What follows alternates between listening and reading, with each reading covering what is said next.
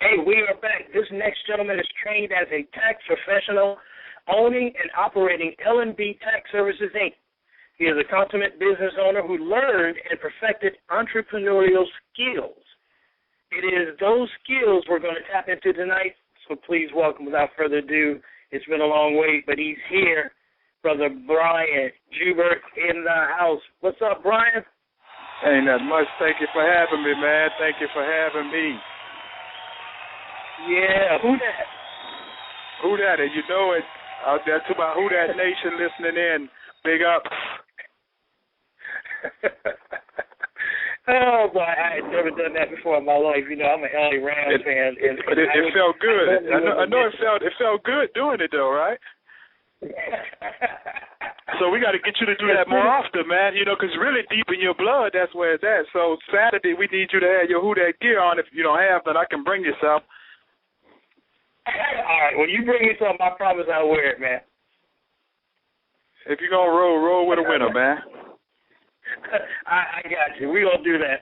Hey, Brian, listen, man, thank you so much for stopping by. I got a lot to ask you, so I'm going to give a couple things. But before I start, if you want to ask Brian a question, all you got to do is dial the number 917-932-1078. You can talk live and in person on the conversation with Mr. Brian Joubert. Hey, okay, what were you doing with your life prior to breaking into the tax profession?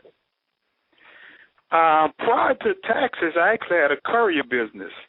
I was running a courier business and a janitorial business at the same time, and when me and my partner split, I took the courier business, and that was my fame right there. That's what really kind of got me going, was the courier business, man.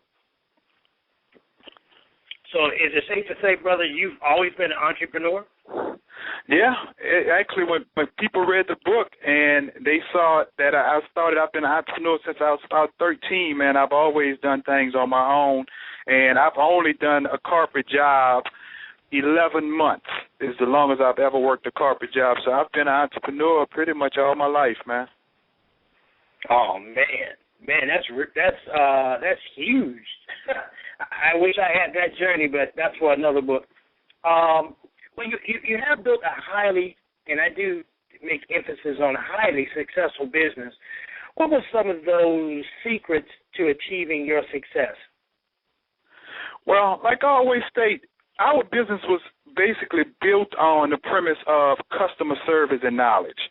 You know, and I think customer service is number one, man. You definitely have to treat people right. And as once again, referring back to the book, I stated that as the 17 mistakes, that was number one, is the customer service aspect. Because one thing that I did realize is that people will still support you if you had an inferior product or service if your customer service was great. You know, they just don't want, inferior customer service. You know, they basically hate the inferior customer service. So if your customer service is on point, your product can be subpar and you can still do good business. Wow.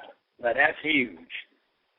That is huge. I don't think a lot of people realize that customer service can surmount, I won't say horrible product or services, but, while you're getting on your feet, I think that's, as you point out in your book, and we'll get into that in just a second, that's one of the things you can do to make up the distance between you and maybe your competitions. I said this about when I was in real estate about realtors. You can beat 95% of the realtors as a new realtor coming into the business if you just answer the phone. Because they never do. Yeah, and that's surprising, man. When I talk to people and we answer the phone or return calls, people are surprised and thanking us for that, which I don't think you should thank us for that. That's our job as a business to answer the phone. You would think, right? Yeah, you would think. All right, so why are so many people, that being said, afraid to take the leap of faith and work for themselves, even in 2011, brother? That's the thing I've really been trying to get to the bottom of, man. I've been researching it. And the thing that I can come up with is I think individuals, when you don't know, you're hesitant. And I think because people don't know how to effectively run a business, they don't do anything. And that's pretty much my goal, is to try to educate you on what the next step is, which your steps of running a business, because if you have a better understanding of what you should do next, then you're willing to take that step. So I think it comes back to us just not being knowledgeable, not being informed and educated on how to run a business.